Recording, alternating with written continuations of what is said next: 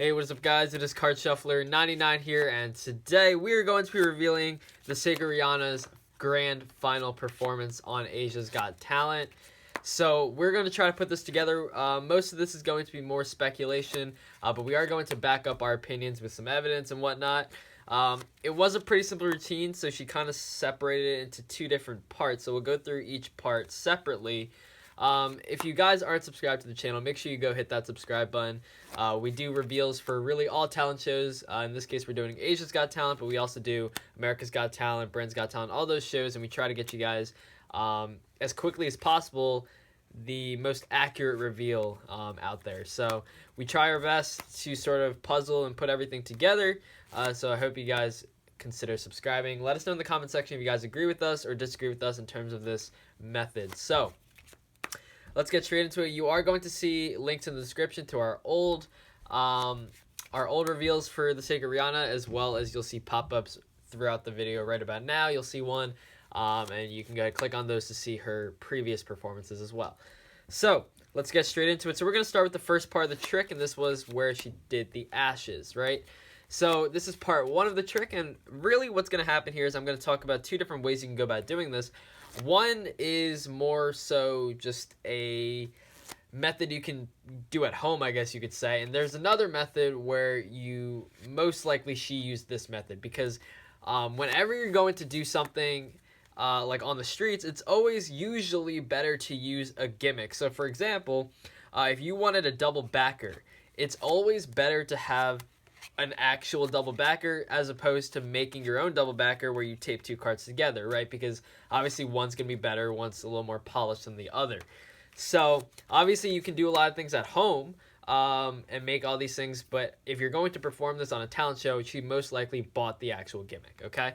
So the gimmick is called disintegration. So you can go on Google, you can type in disintegration magic trick, and you'll basically find it. So basically what the effect is the traditional effect is where you have someone select a card, they select a card, and basically what happens is their card is going to appear on their hand after you drop ashes. So once again, they select a card, you're going to pour some ashes onto the spectator's hand, you're going to like blow it away, rub it off, and it's going to leave an imprint of that actual card. Now, obviously I don't know how this actual gimmick works, and it's not our right to sort of put this one together. If you guys want to actually perform this trick, I would say feel free to go purchase that gimmick. The reviews look great.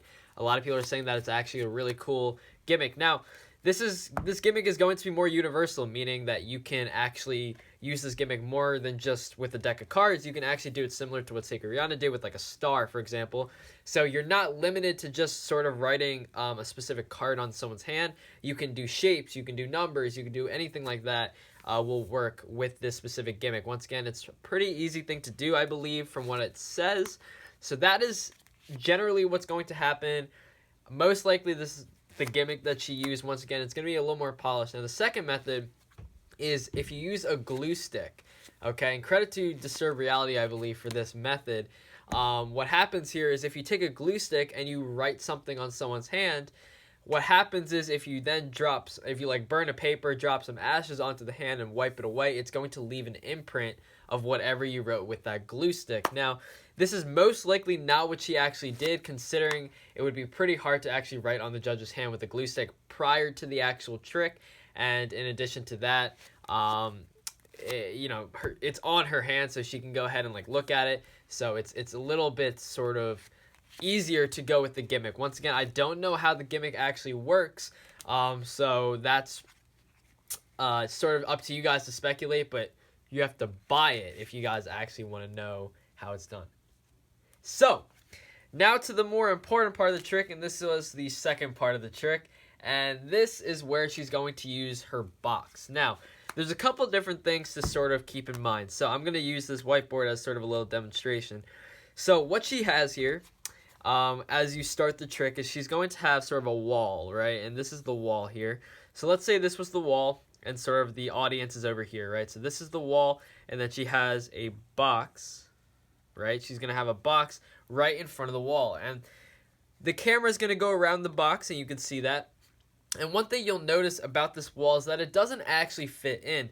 Though you have something on the side here, and on the side here that matches this actual wall, and they have the same design, and she has some stuff on the side as well that all have the same design of the box.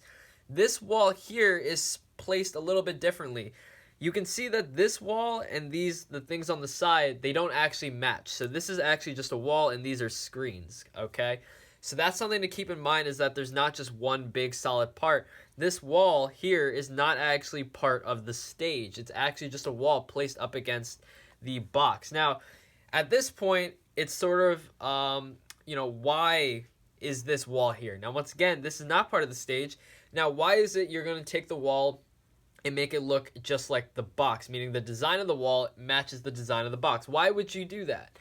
Now, the reason, I'm not sure exactly what it's called. It has something to do with like your perception. It has something to do with depth, in a sense that if you have the same design going on here with the box, that you can't exactly tell how close or how far away it actually is to the wall. So, for example, if you had this box a little bit further up or a little bit further back, it would look the same to people sitting over here, because obviously the design in the back is the same, so you can't really tell where it is, right? Especially if you're sitting from a distance. So what's going to happen here? Well, this is the wall, and in the wall there's going to be sort of like a trap door, right? And this is the trap door that's going to basically push up against the box. Now, you notice people would probably tell, and the box would have to move somehow. So instead of the box actually moving, the theory is that this sort of wall is going to be moving towards the box, and it's going to sort of sit up flush against the box. Now, why is this? That is because all the people that are going into the box are actually behind the wall, and they're going to be going through the trapdoor into the box, one at a time or two at a time, whatever it's going to be. Now, this is the most accurate representation. Now, obviously, yes, you see that the Sacred Riana, she did actually walk behind it. The camera followed her behind the box. So you don't see the Sacred Riana actually pushing the box towards the wall. In fact, because this wall is not actually part of the stage, it's just a random wall they decided to put behind the box. So, like, why would you actually put, a random wall behind the box unless you have something hiding behind the wall? Okay, so that's sort of the idea here, because the actual wall of the stage is going to be further back. They just put this wall up there for some reason to match the style of the box, and that's because everybody's actually right behind the box, right? So that's something to keep in mind there. Now, there is another theory here, and obviously this is going to be a little more far-fetched, but there is something known as a two-way mirror, or a one-way mirror, I guess you could call it. But essentially what this mirror is it goes underneath the box, and this is a principle applied by magicians back in the past. And what happens here is the mirror is placed underneath the box, and what it makes it seem like is that the box has nothing underneath of it. Now, this is something people used to use. I don't believe this is what she used here, but basically what it makes it seem like is that there's nothing under the box, even though people are actually under there. That it would be pretty hard for the Sacred Riana to accomplish this trick, having a sort of mirror underneath, because obviously you could kind of tell that there was nothing underneath the actual box. So what it comes down to really is this wall. So once again, let me run through this one more time. You have the sort of box here, right? This is the box right here, okay? And what happens is the wall that they specifically place behind it matches the style of the box, because if this wall were to move up and back, you can't actually tell how close. You can't tell the depth. You can't tell how far away or how close it is right there. Now, what's going to happen here? Once again, all her assistants are going to come in through behind the wall through an opening.